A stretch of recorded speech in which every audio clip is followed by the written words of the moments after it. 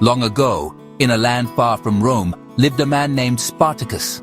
He was a Thracian, a proud man from a tribe known for its fierce warriors. He was not born a slave. He was born a free man who likely served as a soldier.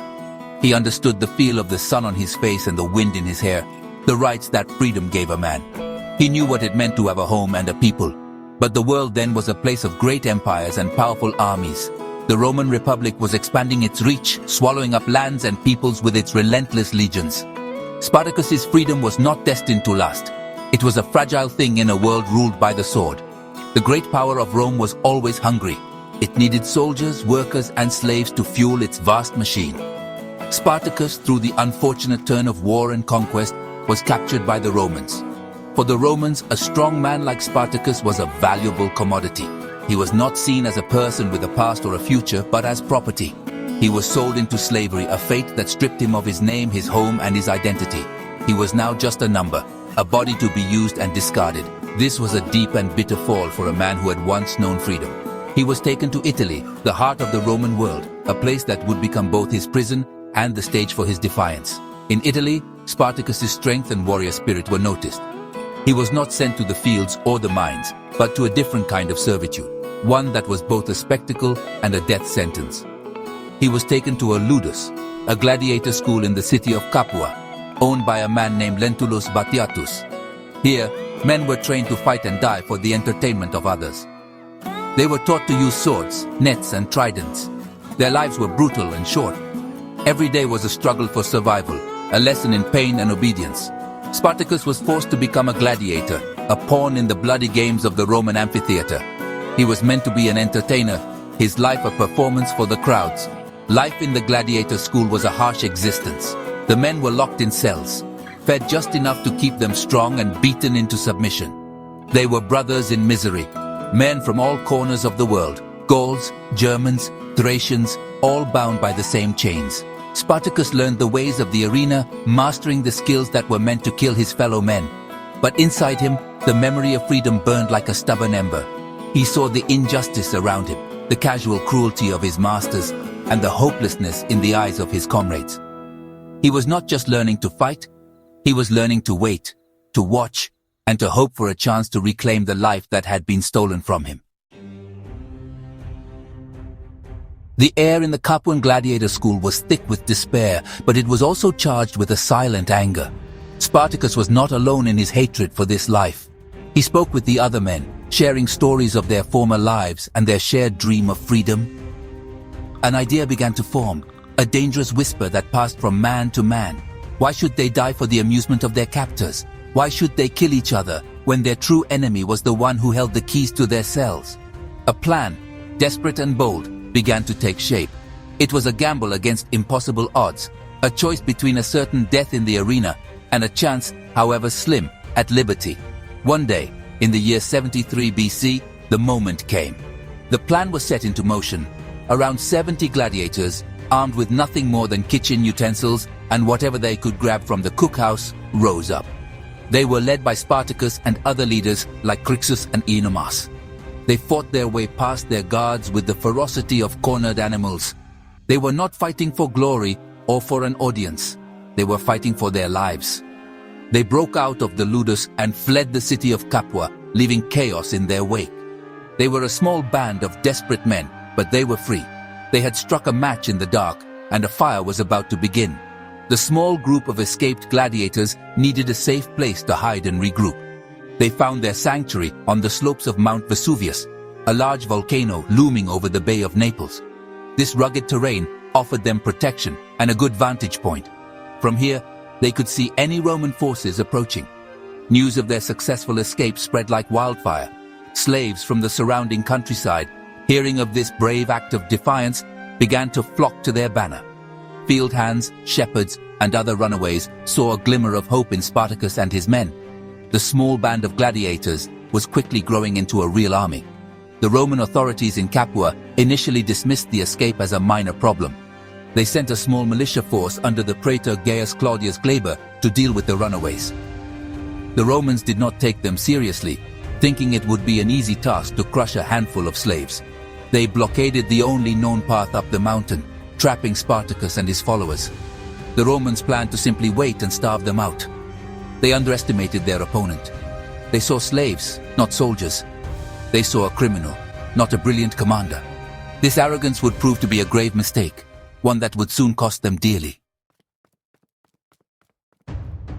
Trapped on Mount Vesuvius with the Romans blocking the only way down, Spartacus showed his genius as a leader. He did not surrender to despair.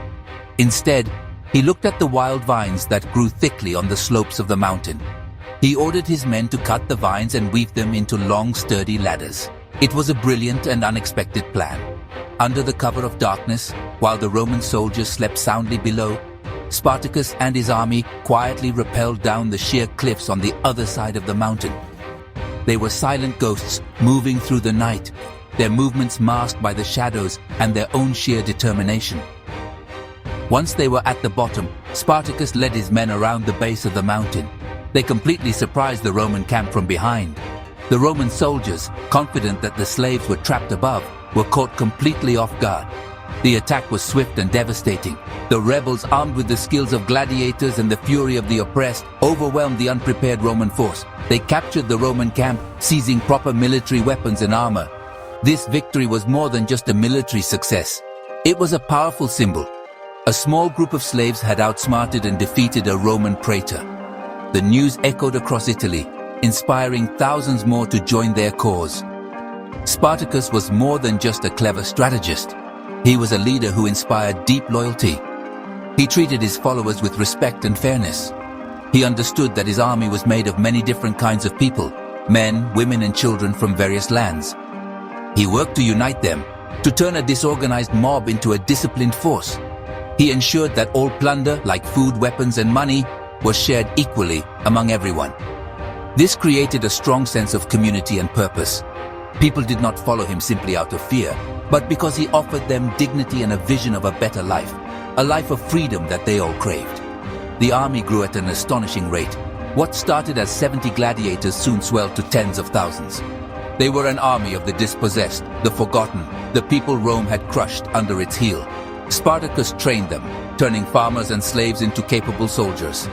He knew they could not defeat the full might of Rome forever, so his initial goal was to lead his people north, out of Italy. He wanted them to cross the Alps and return to their homelands in Gaul and Thrace, to be free once more. He fought not for conquest, but for escape. This clear and noble goal gave his people the strength to face the most powerful empire in the world. The rebellion, which became known as the Third Servile War, raged for 2 years. Spartacus and his army marched up and down the Italian peninsula, achieving one stunning victory after another. They defeated 2 Roman consular armies, a feat that shocked and terrified the Senate in Rome. The name Spartacus became a source of fear for the Roman elite.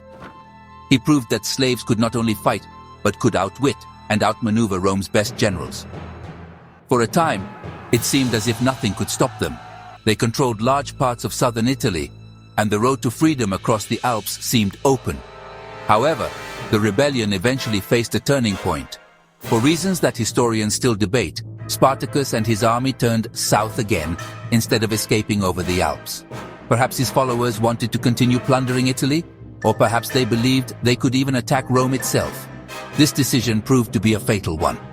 Rome, now fully aware of the threat, appointed a wealthy and ruthless general named Marcus Licinius Crassus to end the rebellion once and for all.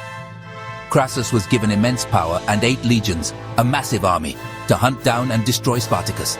The tide of the war began to turn against the rebels. Crassus cornered Spartacus's army in the toe of Italy. He built a massive wall, a line of fortifications stretching across the land, trapping the rebels.